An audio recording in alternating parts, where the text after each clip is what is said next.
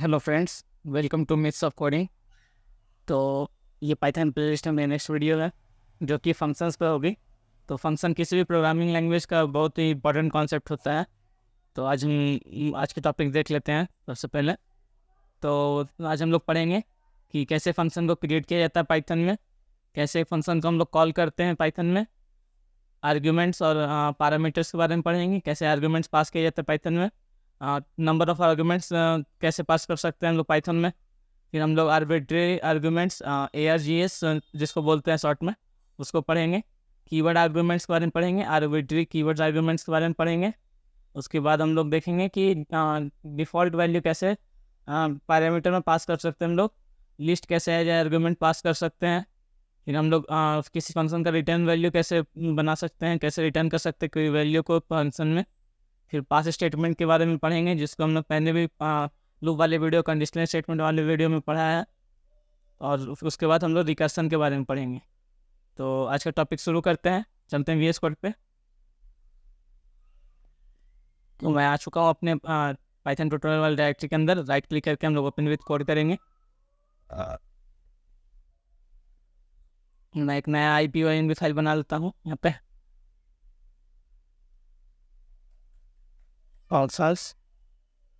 .IPYNB। अगर आपको नहीं पता IPYNB फाइल क्या है तो आप मेरी प्रीवियस वीडियो को चेकआउट कर सकते हैं।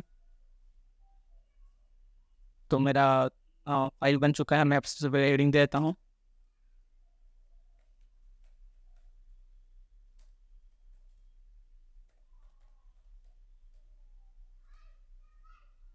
तो सबसे पहले हम लोग सीखेंगे किसी फंक्शन को कैसे क्रिएट किया जाता है पाइथन में। तो डिफरेंट प्रोग्रामिंग लैंग्वेज में फंक्शन को क्रिएट करने का डिफरेंट मेथड है। तो पाइथन में जो फंक्शन क्रिएट किया जाता है वो डेफ मेथड से किया जाता है। डेफ कीवर्ड है फंक्शन को क्रिएट करने के लिए।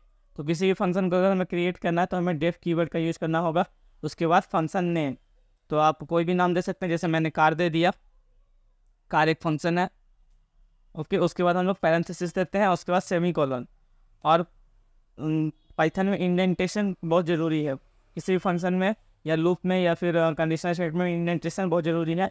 आप देख सकते हैं कि मेरा जो बाय डिफ़ॉल्ट मेरा क्या होगा, इंडेंट हो गया है।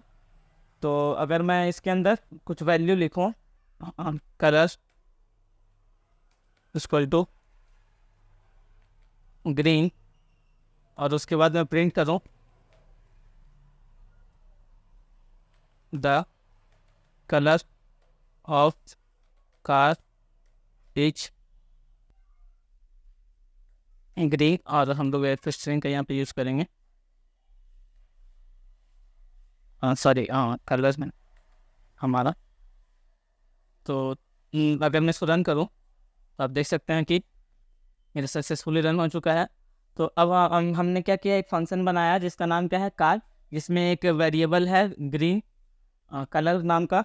और हमने क्या किया, इस वेरिएबल को प्रिंट कराया है। तो आप देख सकते हैं कि ये मेरा सक्सेसफुली रन हो चुका है। अब मुझे क्या करना पड़ेगा, इसको कॉल करना पड़ेगा। तो फंक्शन को सिंपली कॉल करने के लिए कुछ नहीं, बस फंक्शन का नेम लिखना पड़ता है और पैरेंथेसिस देना पड़ता है। तो अगर मैं कार को कॉल करूँ तो आप देख सकते हैं कि जो मेरा वैल्यू था, मेरा जो वैल्यू था फंक्शन के अंदर, वो क्या हो चुका है, प्रिंट हो चुका है। तो फंक्शन को सबसे पहले हमें क्रिएट करना पड़ता है, उसके बाद उसको क्या करना पड़ता है, कॉल करना पड़ता है। तो हमने सीखा कि कैसे फंक्शन को हम लोग क्रिएट कर सकते हैं, हम लोग डेफ कीवर्ड का यूज़ कर सकते हैं। और उसके बाद हम लोग ने सीखा कि कैसे फंक्शन को हम लोग कॉल कर सकते हैं। हम लोग फंक्शन को किसी वेरिएबल में भी कॉल कर सकते हैं। जैसे मान लीजिए कि मैं यहाँ पे लिखूँ वेरिएबल 1 इक्वल टू कार, और उसके बाद क्या करूँ, इसको रन करूँ, तो आप देख सकते हैं कि मेरा वेरिएबल 1 का वैल्यू, कार का जो वैल्यू था, कार के अंदर जो हमने प्रिंट स्टेटमेंट लगाया तो वो क्या हो चुका है, यहाँ पे एग्जीक्यूट हो चुका है। तो अब हम लोग आगे बढ़ते अपने टॉपिक की ओर। तो हमने देखा कैसे हम लोग क्रिएट कर सकते हैं फंक्शन, कैसे कॉल कर सकते हैं। अब हम लोग समझते हैं कि आर्ग्यूमेंट्स और पैरामीटर्स क्या होते हैं फंक्शन में। तो बेसिकली आर्ग्यूमेंट्स और पैरामीटर्स इंफॉर्मेशन होते हैं जो हम लोग फंक्शन में पास करते हैं। तो कुछ इन्फॉर्मेशन अगर हम लोग फंक्शन में पास करना चाहें तो हम लोग क्या करते हैं कि उस फंक्शन में जैसे मान लीजिए कि मैंने कलर इनसाइड लिखा है इस फंक्शन के, लेकिन हम लोग कलर को एज ए इन्फॉर्मेशन पास कर सकते थे इस फंक्शन में। तो उसको हम लोग कैसे करेंगे, तो हम लोग जो हमारा जो पैरेंथेसिस है उसके अंदर हम लोग क्या करेंगे, इस कलर वाले कलर को क्या करेंगे, पास करेंगे। अब हम लोग कलर यहाँ से हटा देंगे। अब आप देख सकते हैं कि आप बहुत सारे आर्गूमेंट्स पास कर सकते हैं किसी फंक्शन में, बस जस्ट आपको कॉमा सेपरेटेड क्या करना पड़ता है, आर्गूमेंट्स लिखना पड़ता है, आपको पैरामीटर्स देना पड़ता है फंक्शन में। तो बेसिकली आर्गूमेंट्स और पैरामीटर्स दोनों सेम चीज़ ही है, लेकिन जब हम लोग कॉल करते हैं किसी फंक्शन को, और उस वक्त जो हम लोग पास करते हैं वो उसको बेसिकली आर्गूमेंट्स बोलते हैं, और जब फंक्शन बनाते हैं उस वक्त जो हम लोग पास करते हैं उसको पैरामीटर बोलते हैं। तो दोनों सेम चीज़ ही है, कोई ज़्यादा डिफरेंस नहीं है। तो अगर मैं इसको रन कराऊँ, और अब अगर मैं कार को जैसे मैंने पहले कॉल कराया था, अगर उसे कॉल कराऊँ तो ये मुझे एरर देगा कि missing one required positional argument. हमने जो आर्गूमेंट है कलर वो उसको पास नहीं किया है, तो हमने एक आर्गूमेंट पास किया, तो हमें यहाँ पे एक आर्गूमेंट लिखना होगा। तो हम लोग देते हैं ग्रीन। अब आप देख सकते हैं कि जो मेरा फंक्शन है वो कॉल हो गया है। हमने कलर को क्या किया है, यहाँ पे कमेंट कर दिया है, और कलर हम लोग कहाँ से पास कर रहे हैं, फंक्शन में एज ए आर्गूमेंट पास कर रहे हैं। आप देख सकते हैं एज ए आर्गूमेंट पास कर रहे हैं। अगर मैंने आर्गूमेंट पास किया है और मैं यहाँ पे आर्गूमेंट नहीं देता हूँ, तो हमें क्या मिलेगा देखने को, हमें एरर मिलेगा देखने को। तो एज ए आर्गूमेंट आप इंफॉर्मेशन को पास कर सकते हैं किसी फंक्शन में। आप डिफरेंट नंबर ऑफ आर्गूमेंट पास कर सकते हैं, जैसे कि मान लीजिए कलर हो गया, प्राइस हो गया, और उसके बाद हम लोग कर सकते हैं कंपनी। अगर मैं ये सारी इन्फॉर्मेशन को भी यूज करना चाहूँ फंक्शन के अंदर, तो ये सब भी हम लोग क्या कर सकते हैं, यूज कर सकते हैं। मैं आपको दिखाता हूँ।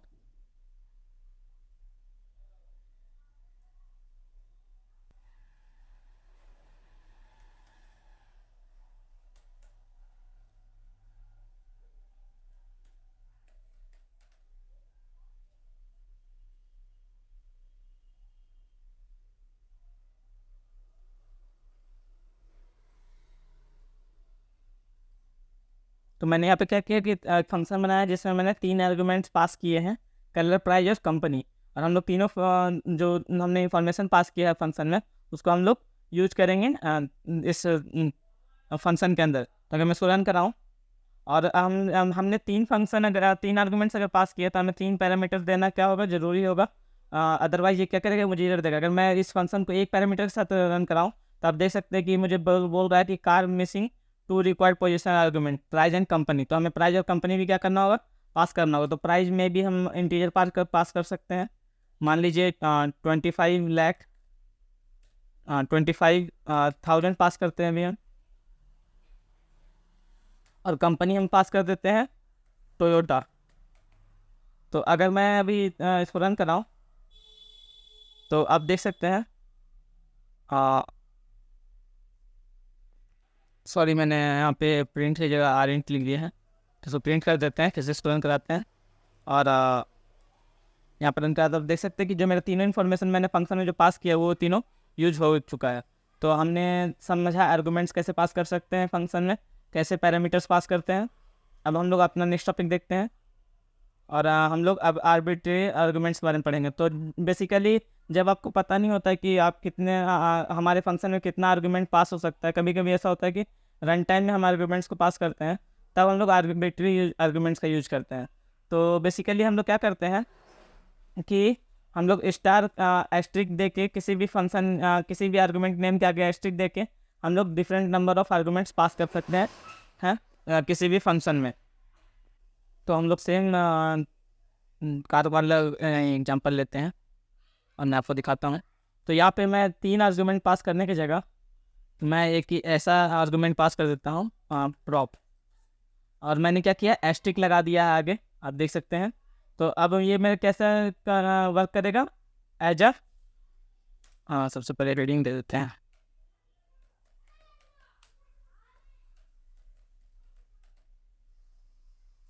तो अब मैं क्या करूँगा कि मैं कलर की जगह पे प्रॉप्स 0 को यूज करूँगा, और प्राइस की जगह पे प्रॉप्स 1 का यूज करूँगा, और कंपनी की जगह पे प्रॉप्स 2 का यूज करूँगा। तो हमने डिफाइन कर दिया है फंक्शन को। अब हम लोग इसको रन करते हैं। अब मैं क्या करता हूँ, फंक्शन को कॉल करता हूँ, कार सेम इसको कॉल कर लेते हैं। तो अगर मैं इसको रन कराऊँ, तो आप देख सकते हैं कि जैसे हमने क्या किया है कि यहाँ पे एक ही पैरामीटर पास किया है, आप देख सकते हैं, बट हमें पता नहीं था कि कितना रन टाइम में कितना पैरामीटर पास होंगे। तो हमने क्या किया है, इसको आर्बिट्री आर्गूमेंट बना दिया है, मतलब कि इसके आगे एस्ट्रिक लगा के अब हम लोग डिफरेंट नंबर ऑफ आर्गूमेंट्स पास कर सकते हैं और उसको यूज कर सकते हैं। तो आप देख सकते हैं कि जो मेरा वैल्यू था वो यहाँ पे मैंने एक आर्गूमेंट पास किया और यहाँ पे 3 आर्गूमेंट पास किया है। तो अगर हम सिंपली अगर इसको बिना एस्ट्रिक के यहाँ पे हम यूज करते हैं तो ये मुझे क्या देता, एरर देता।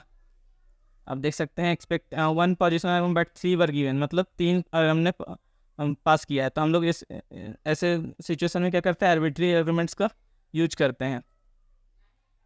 तो आगे आगे देखते हैं हमारे टॉपिक्स। अब हम लोग कीवर्ड आर्गूमेंट के बारे में पढ़ेंगे।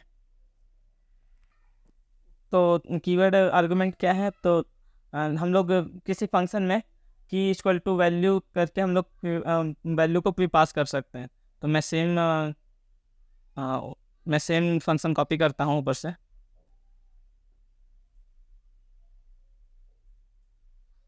यहाँ पे हेडिंग देते हैं।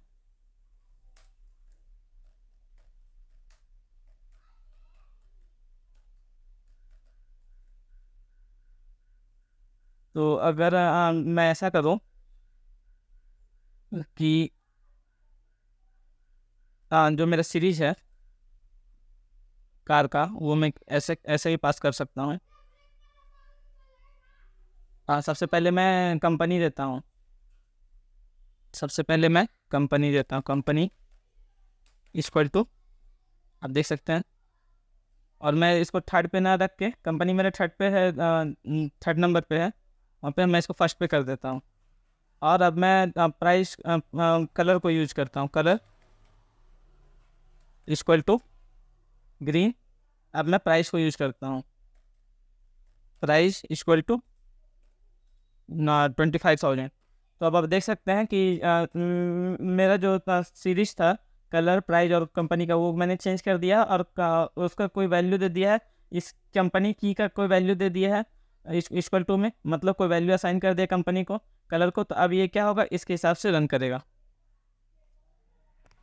हाँ सॉरी, कंपनी नहीं है। तो आप देख सकते हैं कि हमारा जो वैल्यू था वो हम लोग हमने क्या किया, कंपनी की को एक वैल्यू असाइन कर दिया है, टोयोटा। तो अगर हम लोग ऐसे करते हैं तो हमें जो भी हमारा ऑर्डर है उसकी चिंता करने की ज़रूरत नहीं है। अब हम लोग आर्बिट्री कीवर्ड आर्गूमेंट्स को देख लेते हैं। तो सेम आर्बिट्री आर्गूमेंट्स की तरह ही आर्बिट्री कीवर्ड्स आर्गूमेंट है। जब हम लोग वैल्यू को एज ए की इक्वल टू वैल्यू पे पास करते हैं, तब हम लोग उसको आर्बिट्री कीवर्ड आर्गूमेंट कर सकते हैं। तो मैं हेडिंग देता हूँ। हम लोग सेम कॉपी करते हैं अपने कोड को, आर्बिट्री आर्गूमेंट्स वाले कोड को, और अब देख सकते हैं सो रन मैंने कराया। और हम लोग अब कीवर्ड वाले कोड को कॉपी करते हैं और इसको भी रन कराते हैं। तो हमें कीवर्ड आर्गूमेंट बनाने के लिए यहाँ पे 1 एस्ट्रिक की जगह 2 एस्ट्रिक का यूज़ करना पड़ेगा। तो अगर मैं इसको रन कराऊँ, अब इसको रन कराऊँ, और अब हमें इंडेक्स ना यूज़ करके इसका की यूज करना पड़ेगा यहाँ पे। तो अगर मैं जैसे करूँ प्रॉप्स कंपनी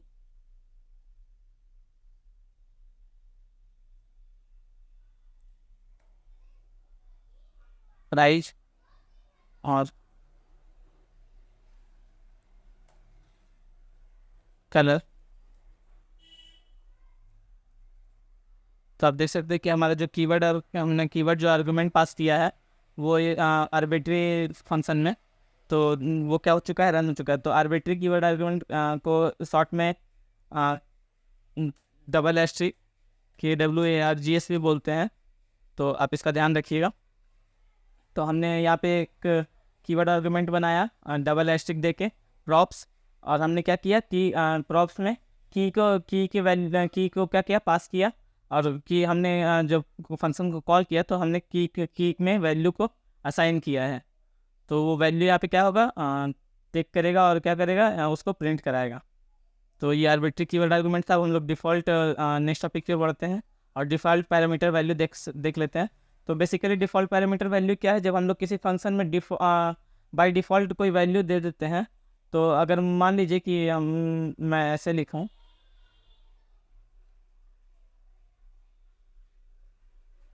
प्राइस जो कंपनी को भी हटा देते हैं यहाँ पर समझने के लिए।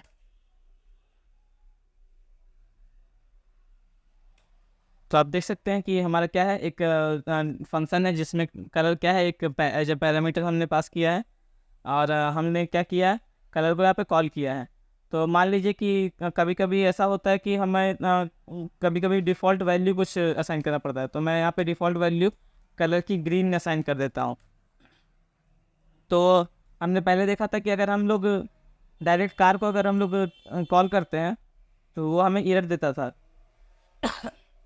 क्योंकि कार हमारा क्या था, कलर क्या था, उसमें हमने वैल्यू यहाँ पे डाला नहीं है, तो वो हमें एरर देता था। लेकिन हमने अब क्या किया, एक डिफ़ॉल्ट वैल्यू डाल दिया कि अगर कोई वैल्यू अगर कार में नहीं होगी तो वो क्या करेगा, हमें बाय डिफ़ॉल्ट जो वैल्यू है वो प्रिंट करा के दिखाएगा। अगर मैं यहाँ पे कोई वैल्यू डाल दूँ, अभी मान लीजिए ब्लू, तो आप देख सकते हैं कि हमारा वैल्यू क्या हो चुका है, चेंज हो चुका है। डिफ़ॉल्ट वैल्यू हमारा क्या हो चुका है, चेंज हो चुका है। तो बेसिकली डिफ़ॉल्ट वैल्यू का यूज हम लोग क्यों करते हैं, तो अगर हमें कोई वैल्यू बाय डिफ़ॉल्ट यूज़र को दिखानी है, जो अगर यूज़र पास नहीं करता है फंक्शन में, तो बाय डिफ़ॉल्ट हम लोग कोई वैल्यू सेट कर सकते हैं जिससे हमारा एरर भी नहीं आएगा और बाय डिफ़ॉल्ट वैल्यू को हम लोग वहाँ पे प्रिंट करा सकते हैं। तो अगर मैं कोई वैल्यू यहाँ पे चेंज करूँ तब ये वैल्यू चेंज हो जाएगा, लेकिन अगर मैं कोई वैल्यू ही ना डालूँ यहाँ पे, तब क्या होगा, बाय डिफ़ॉल्ट वो क्या लेगा, ग्रीन लेगा। तो ये क्या था, डिफ़ॉल्ट पैरामीटर। अब हम लोग देखेंगे कि हम लोग लिस्ट को एज ए आर्गूमेंट कैसे पास कर सकते हैं किसी फंक्शन में। तो सबसे पहले मैं एक फंक्शन लिख लेता हूँ, डेफ कार, और यहाँ पे प्रॉप्स नाम की एक लिस्ट पास करूँगा मैं, जिसमें मैं लिस्ट को आइटरेट करूँगा फॉर, आप यहाँ पे प्रॉप नहीं प्रॉप्स लिखते हैं, प्रॉप इन प्रॉप्स हम लोग क्या करेंगे, प्रिंट कराएंगे प्रॉप को। तो मैंने एक फंक्शन डिफाइन किया जिसमें हम लोग ने एक आर्गुमेंट पास किया है, पैरामीटर पास किया है प्रॉप्स, और उस प्रॉप्स को हम लोग प्रॉप्स क्या है, एक लिस्ट है जिससे हम लोग क्या करेंगे, आइटरेट करेंगे और उसके वैल्यू को क्या करेंगे, प्रिंट करेंगे। तो अगर मैं इसको रन कराऊँ, अब मैं एक फंक्शन एक लिस्ट बना लेता हूँ कार प्रॉप नाम की, जिसमें हम लोग कलर देंगे ग्रीन, प्राइस देंगे 25,000 और कंपनी देंगे टोयोटा। इसको रन कराऊँ। अब हम लोग क्या करेंगे, कार फंक्शन को कॉल करेंगे with this list, car prop list. तो आप देख सकते हैं कि जो मेरा वैल्यू था क्या हो चुका है, प्रिंट हो चुका है। तो हम लोग आर्ग्यूमेंट में लिस्ट को ही पास करा सकते हैं। तो अब देख सकते हैं कि मेरा जो वैल्यू था वो क्या हो चुका है, यहाँ पे प्रिंट हो चुका है। तो हम लोग आगे बढ़ते हैं अपने अगले टॉपिक में और पास स्टेटमेंट को देखते हैं। तो जैसा कि मैंने आपको इफ़ उसके पहले हम लोग को रिटर्न वैल्यू देखना है किसी फंक्शन का। तो मान लीजिए कि मैंने एक फंक्शन लिखा, यहाँ से कॉपी करते फंक्शन को, जिसमें मैंने क्या किया कि यहाँ पे एक वैल्यू रिटर्न करा दी, रिटर्न मेरा कोई कलर यहाँ पे वेरिएबल था जिसका वैल्यू क्या है, ग्रीन है, और मैंने इस रिटर्न कीवर्ड की मदद से इस कलर को क्या किया, इस फंक्शन से रिटर्न कराया। तो जब भी मैं इस फंक्शन को कॉल करूँगा तो ये क्या करेगा, मुझे कलर रिटर्न, जो मेरा कलर है वो रिटर्न करेगा। तो सबसे पहले मैं इस फंक्शन को रन करूँगा और एक वेरिएबल में इस फंक्शन को कॉल करूँगा, var1 इक्वल टू कार। आप देख सकते हैं तो मेरा वैल्यू प्रिंट हो गया। अब मैं अगर प्रिंट करूँ var1 को, जो मेरा वेरिएबल था, तो उसमें क्या प्रिंट हो रहा है, ग्रीन प्रिंट हो रहा है। तो हमने क्या किया था, हमने एक फंक्शन के अंदर कलर नाम के वेरिएबल में ग्रीन के वैल्यू का ग्रीन नाम की एक वैल्यू क्या की, इनिशियलाइज की, और हमने क्या किया कि उस फंक्शन, जब भी फंक्शन कॉल हो तब वो रिटर्न करे क्या, जो मेरा कलर वेरिएबल में जो वैल्यू है। तो मैंने क्या किया, उसके बाद कार वाले जो मेरा फंक्शन था उसको कॉल किया किसी एक वेरिएबल में, वेरिएबल 1 में, और जब हम लोग प्रिंट कराएंगे तो हम जब भी हमारा रिटर्न वैल्यू होगा वो हमारा क्या होगा, वेरिएबल में, ये वेरिएबल 1 में क्या हो जाएगा, स्टोर हो जाएगा। तो इस तरह हम लोग रिटर्न कीवर्ड यूज कर सकते हैं फंक्शन के अंदर। जब आप फंक्शन लिखेंगे तो बेसिकली आप रिटर्न कीवर्ड का ही यूज करेंगे। किसी वैल्यू को फंक्शन में अगर कोई काम हो रहा है तो उसके वैल्यू को रिटर्न कराने के लिए आप रिटर्न कीवर्ड का यूज़ करेंगे। तो रिटर्न कीवर्ड बहुत ही इंपॉर्टेंट है फंक्शन में। और जब भी फंक्शन लिखे तो ध्यान रखें कि एक फंक्शन एक वर्क ही करना चाहिए। एक से ज़्यादा वर्क करने पे फंक्शन क्या हो जाता है, लेंदी हो जाता है, जिससे हमें फंक्शन का जो वर्क प्रोसेस है वो आइडिया नहीं मिल पाता है। तो फंक्शन बेसिकली हम लोग यूज क्यों करते हैं, तो फंक्शन ब्लॉक ऑफ कोड है जिसमें कोई एक फंक्शन हम लोग जब रिपीटेटिव वर्क करते हैं तो हम लोग कुछ ब्लॉक ऑफ कोड को एक फंक्शन के अंदर डाल देते हैं और उसी फंक्शन को बार बार कॉल करते हैं, जिससे हमारा जो कोड होता है वो क्या हो जाता है, शॉर्ट हो जाता है। तो ना फंक्शन बहुत ही इंपॉर्टेंट टॉपिक है। अब हम लोग अपने नेक्स्ट टॉपिक की ओर बढ़ते हैं, पास स्टेटमेंट।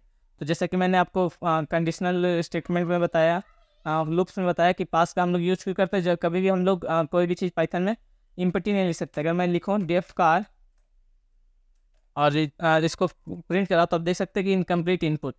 जैसे हमने कंडीशनल स्टेटमेंट में यूज़ किया, लूप में यूज़ किया, मैनेज करने के लिए क्या करेंगे, पास कीवर्ड का यूज़ करेंगे। तो अब हम क्या कर सकते हैं, कार को प्रिंट करा सकते हैं। अब मैं कार को कॉल करूँ तो आप देखिएगा कि मेरा कार क्या है, एक फंक्शन बन चुका है। कोई भी चीज़ ना प्रिंट हो रही है ना रिटर्न हो रही है। तो हम लोग कभी भी किसी भी फंक्शन को या फिर कंडीशनल स्टेटमेंट को या फिर लूप्स को एम्प्टी नहीं रख सकते हैं पाइथन में, इसलिए हम लोग पास कीवर्ड का यूज़ करते हैं। अब हमारा नेक्स्ट टॉपिक क्या है, रिकर्सन। तो रिकर्सन बहुत ही इंपॉर्टेंट टॉपिक है किसी भी प्रोग्रामिंग लैंग्वेज में।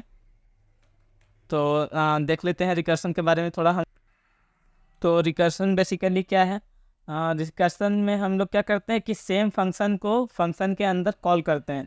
तो अगर मैंने कोई फंक्शन डिफाइन किया और उसको उसी फंक्शन के अंदर मैंने उसी फंक्शन को कॉल किया तो वो क्या है, रिकर्सन है। तो रिकर्सन लिखते वक्त रिकर्सन का कोड लिखते वक्त हमें बहुत ही ज़्यादा ध्यान देना पड़ता है, बहुत ही सावधानी से लिखना पड़ता है। क्योंकि अगर हम लोग सेम अच्छे सही तरीके से अगर रिकर्सन को कॉल नहीं करेंगे तो वो एक इनफाइनाइट लूप में चला जाएगा। तो मैं आपको दिखाता हूँ एक एग्जांपल, डिफ रिकर्सन। मान लीजिए कोई मेरा रिकर्सन है, एक फंक्शन है जो क्या करता है, एक वैल्यू को स्टोर कराता है। एक वैल्यू भी है वो एज ए आर्ग्यूमेंट क्या करता है, लेता है। और क्या करता है कि हम लोग चेक करेंगे if v is greater than 0, तब क्या होना चाहिए कि हमारा जो रिजल्ट है, रिजल्ट नाम का कोई वेरिएबल है, उसमें क्या होना चाहिए, ये v प्लस। अब हम लोग क्या करेंगे कि सेम फंक्शन को ही ये इस फंक्शन के अंदर हम लोग क्या करेंगे, कॉल करेंगे। तो रिकर्सन फंक्शन का हम लोग क्या करेंगे, यहाँ पे कॉल करेंगे, v के साथ ऐड करेंगे और यहाँ पे क्या करेंगे, हम लोग v-1 दे देंगे। इसका मतलब क्या हुआ, जो भी वैल्यू हम लोग v में देंगे उसका एक स्टेप एक वैल्यू क्या होगा, माइनस हो जाएगा। और हम लोग क्या करेंगे, प्रिंट करा देंगे इसको, प्रिंट रिजल्ट। अगर ऐसा नहीं होता है एल्स हम लोग क्या करेंगे, रिजल्ट इक्वल टू 0 प्रिंट करा देंगे और इस वैल्यू को क्या करेंगे, रिजल्ट को रिटर्न करा देंगे, यहाँ पे रिटर्न रिजल्ट। तो मैंने एक फंक्शन लिखा है रिकर्सिव फंक्शन, जिसमें मैंने क्या किया, एक फंक्शन बनाया रिकर्सन, जो किसी भी आर्गुमेंट को क्या करता है, पैरामीटर को आर्गुमेंट को लेता है और चेक करता है कि अगर v ग्रेटर देन 0 है तो रिजल्ट नाम के एक वेरिएबल में हम लोग क्या करते हैं, v जो भी v हमने पास किया है एज आर्गुमेंट प्लस जो भी इसी मेथड को हमने क्या किया है, हम लोग इसी फंक्शन में क्या किया है, फिर से इसके अंदर फंक्शन के अंदर ही फंक्शन को कॉल किया है। और जो भी मेरा v का वैल्यू होगा वो क्या उससे कि हमने क्या लिया, एक कम लिया है और उसको हम लोग क्या करेंगे, v में ऐड करेंगे। तो जो मेरा रिजल्ट आएगा उसको प्रिंट कराना है। अगर v अगर लेस देन 0 होता है, इक्वल टू 0 होता है, तो हमें क्या करना है, 0 रिटर्न करना है। और हमने क्या किया, रिजल्ट को रिटर्न करा दिया है। तो मैं इसको रन कराता हूँ। अब हम फंक्शन को कॉल करते हैं